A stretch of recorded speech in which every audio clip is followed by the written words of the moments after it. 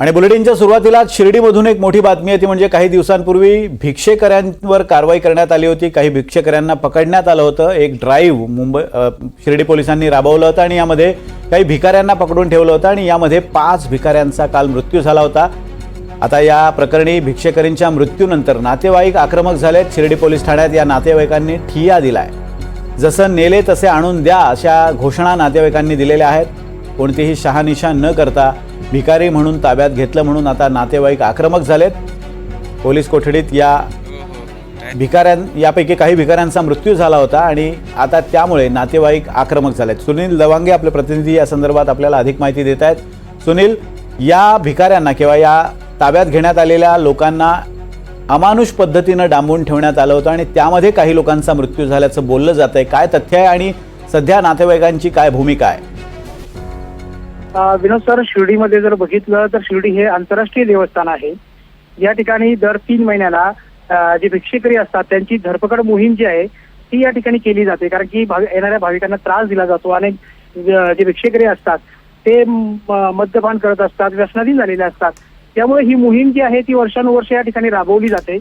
अलीकडे 4 तारखेला जी आहे ती ही मोहीम जी आहे 4 एप्रिल रोजी ती शिर्डीमध्ये राबवली होती। या ठिकाणी जवळपास 50 जे भिक्षेकरी आहेत त्यांना ताब्यात घेण्यात आलं। सकाळी अगदी पहाटे ही मोहीम सुरू केल्यानंतर रस्त्याला जे भिक्षेकरू किंवा त्या जे व्यक्ती दिसतील त्यांचे कपडे खराब झालेले अशा लोकांनाच ताब्यात घेतलं जातं एक संशयित भिक्षेकरू म्हणून, आणि नंतर न्यायालयीन प्रक्रिया पूर्ण करत त्यांना जे आहे ते विसापूर इथे भिक्षेकरी सुधारगृह आहे त्या ठिकाणी पाठवलं जातं।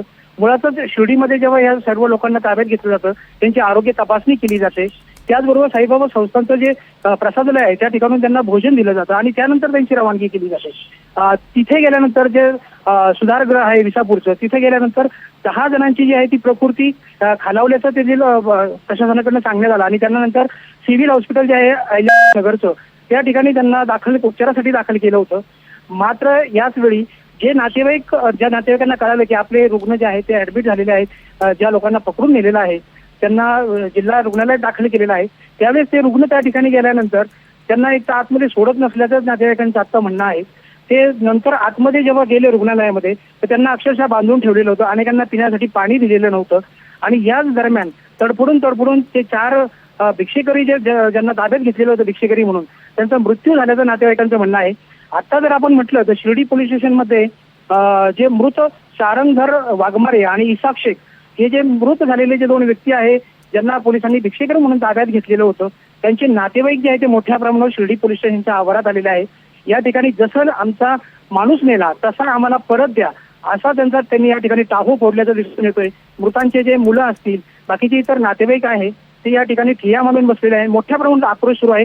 मृतदेहाच्या दोन्ही व्हॅन म्हणजे जे दोन्ही मृतदेह आहे ते या ठिकाणी शिर्डी पोलीस स्टेशनच्या आवारात आणण्यात आलेले आहे आणि मृतदेहास इथं ठिय्या मांडून या ठिकाणी जे आहे ते त्यांची मागणी जी आहे ती आहे की ज्या पद्धतीने आमचे नेले होते तसे न्या आम्हाला परत द्या आणि त्याचबरोबरीनं या सगळ्या प्रक्रियेत जे कोणी दोषी असेल त्यांच्यावर कारवाई केली पाहिजे अशी त्यांची एक सरळ मागणी आहे। सगळ्यात महत्त्वाचं जर म्हटलं तर उचलताना त्यांची शहानिशा करायला हवी होती असं देखील या नातेवाईकांचं म्हणणं आहे। कारवाई करताना या भिक्षेकरी खरंच हे भिक्षेकरी आहेत की काही गरीब लोकांना पण भिक्षेकऱ्यांच्या नावाखाली ताब्यात घेण्यात आले का याची शहानिशा करण्याची गरज होती आणि तोच मुद्दा हे नातेवाईक मांडतायत आणि त्याचबरोबर यासाठी जबाबदार असलेल्या संबंधितांवर कारवाई करा अशी मागणी आता या नातेवाईकांनी केली आहे। धन्यवाद सुनील दिलेल्या अपडेट्सबद्दल।